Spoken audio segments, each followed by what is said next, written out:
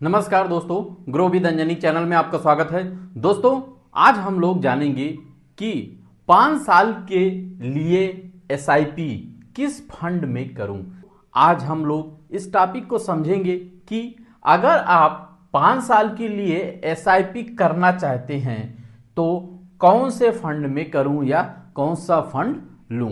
तो दोस्तों, आप जानते हैं कि मन में होता है कि पैसा इन्वेस्ट करते समय हमेशा ये बात का सोच रहता है कि हम कौन से फंड में अपनी एसआईपी चलाएं।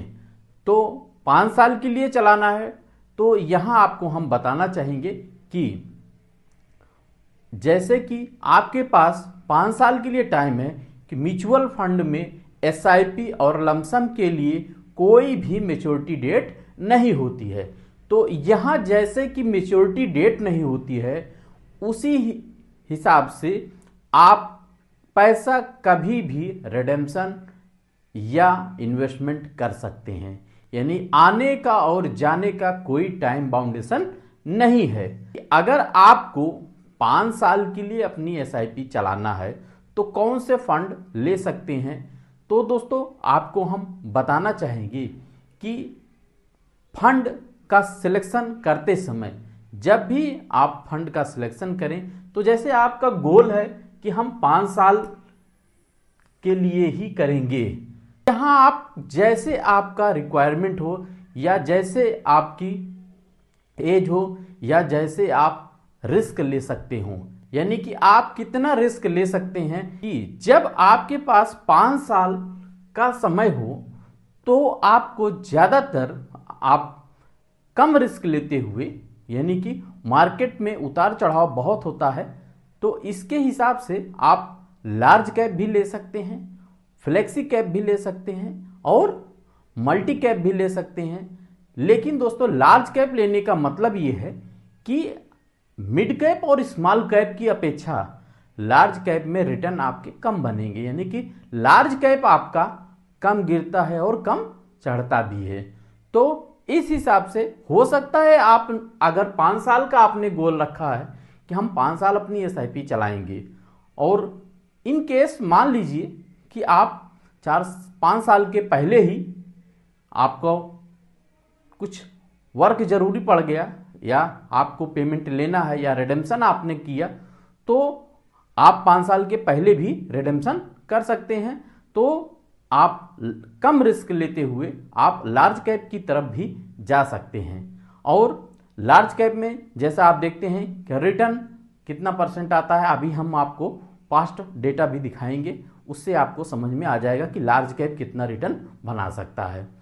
अब दोस्तों, बात आती है फ्लेक्सी कैप। तो यहाँ दोस्तों, फ्लेक्सी कैप में क्या होता है कि फ्लेक्सी कैप में आपका लार्ज मिड स्मॉल सब मिल जाता है। यहाँ फंड मैनेजर के ऊपर होता है और यहाँ ये फंड स्मॉल कैप और मिड कैप की अपेक्षा कम रिस्की होते हैं। जैसा कि आपके पास टाइम कम है तो समय 5 साल ही है, आपको एसआईपी चलाना है, आप ज़्यादा रिस्क नहीं लेना चाहते हैं तो आप फ्लेक्सी कैप की तरफ भी जा सकते हैं। अभी हम फ्लेक्सी कैप का भी पास्ट डाटा चेक करेंगे कि कितना फ्लेक्सी कैप ने रिटर्न दिया है। मल्टी कैप में भी आपको, जैसा नाम से है मल्टी कैप, इसमें आपको मल्टी यानी लार्ज मिड स्मॉल सारे मिल जाते हैं यहाँ पर भी। तो यहाँ पे भी जो है आपका जो रिटर्न होता है वो एवरेजिंग होता है, यानी कि बहुत ज़्यादा इसमें उतार चढ़ाव नहीं होता है इस फंड में। तो यहाँ मल्टी कैप भी आप सिलेक्ट कर सकते हैं और मल्टी कैप का भी पास्ट डेटा आप अभी देखेंगे। तो दोस्तों, अगर आपको 5 साल के लिए एसआईपी चलाना है तो आप लार्ज कैप, फ्लेक्सी कैप और मल्टी कैप की तरफ जा सकते हैं। अगर आपके पास रिस्क लेने की क्षमता ज़्यादा है, यानी कि आपने रिस्क लिया, यानी कि स्मॉल कैप और मिड कैप लिया, 5 साल के लिए ही सोच के रखा है, लेकिन अगर आप रिस्क ले सकते हैं तब आप स्मॉल कैप और मिड कैप में भी जा सकते हैं, क्योंकि स्मॉल कैप और मिड कैप में बहुत ज़्यादा उतार चढ़ाव वोलेटाइल होता है और यहाँ आपका रिस्क बढ़ जाता है। तो दोस्तों, जैसा कि हमने बताया कि आप 5 साल के लिए अगर एसआईपी करना चाहते हैं और अगर 5 साल पे, क्योंकि यहाँ पे एसआईपी में म्यूचुअल फंड में कोई भी मैच्योरिटी डेट नहीं होता है। तो जिस हिसाब से मैच्योरिटी डेट नहीं होता है तो आप अपनी एसआईपी का पेमेंट रिडेम्पशन या एसआईपी रोकना हुआ आप कभी भी कर सकते हैं। लेकिन जैसे आपको पेमेंट लेना ही है, आपने स्मॉल और मिड में देखा या और जिस भी फंड में आपने एसआईपी चलाया है, तो आप मार्केट के मूवमेंट को देखते हुए आप अपना पेमेंट ले सकते हैं या अपने इन्वेस्टमेंट यानी अपने निवेश को आप आगे 5 साल से आगे भी छोड़ सकते हैं, साल 6 महीने के लिए और आगे छोड़ सकते हैं। तो आपका जैसे ही मार्केट रिकवर कर जाएगा फिर आप अपना पेमेंट ले सकते हैं। यानी कि आप अगर सोच के चलते हैं तो इस तरीके से एक प्रणाली आप अपना सकते हैं या आप एक स्ट्रेटजी अपना सकते हैं। अब दोस्तों हम यहां से चलते हैं पास्ट डेटा में। 5 साल की एसआईपी का पास्ट डेटा देखेंगे, चेक करेंगे कि लार्ज कैप ने कितना रिटर्न दिया, फ्लेक्सी कैप ने कितना रिटर्न दिया, मल्टी कैप ने कितना रिटर्न दिया। तो हम 5 साल की एसआईपी का डाटा चेक करते हैं जिससे जो है आपको एक अच्छी जानकारी मिल सके। यहां दोस्तों हम लार्ज कैप डाटा पे हैं और यहां आप देखें कि mutual fund SIP return equity large cap. अब लार्ज कैप में हम एसआईपी का देखेंगे रिटर्न, तो 5 साल का डाटा देखेंगे। तो 5 साल के डाटा में आप देखें कि कौन कौन से वो फंड हैं। पहला जो फंड आपका निकल के आ रहा है Nippon India large cap fund, दूसरा आपका आईसीआई प्रू लार्ज कैप, तीसरा इन्वेस्को इंडिया लार्ज। जो इन्वेस्टेड अमाउंट है, करंट वैल्यू है, रिटर्न। यह रिटर्न देखें तो रिटर्न आपका लार्ज कैप में 5 साल की एसआईपी में 12% से ऊपर का रिटर्न रहा है। और ये पहला फंड है जो निपॉन इंडिया लार्ज कैप है। दूसरा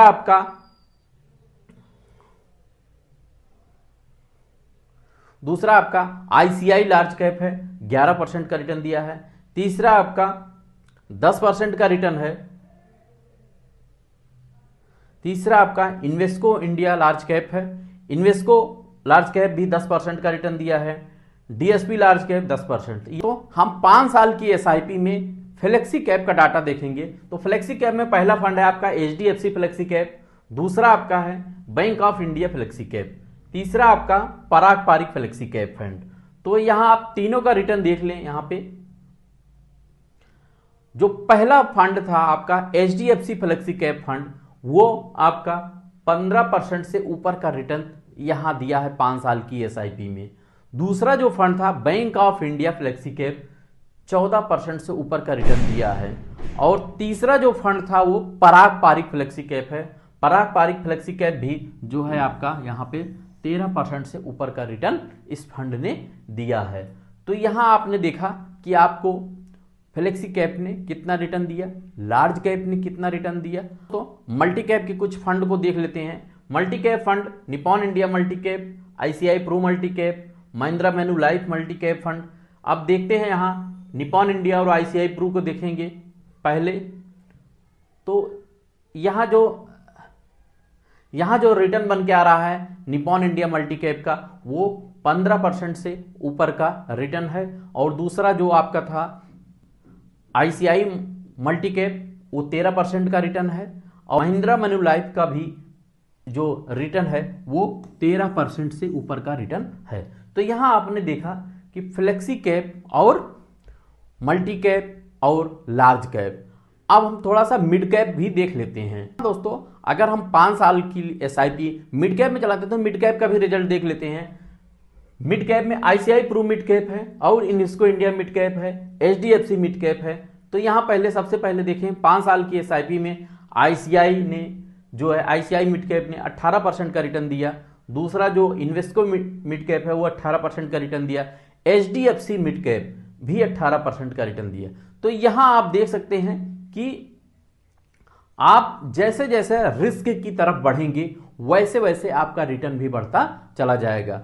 अब आप पे यह निर्भर करता है कि आप कितना रिस्क ले सकते हैं।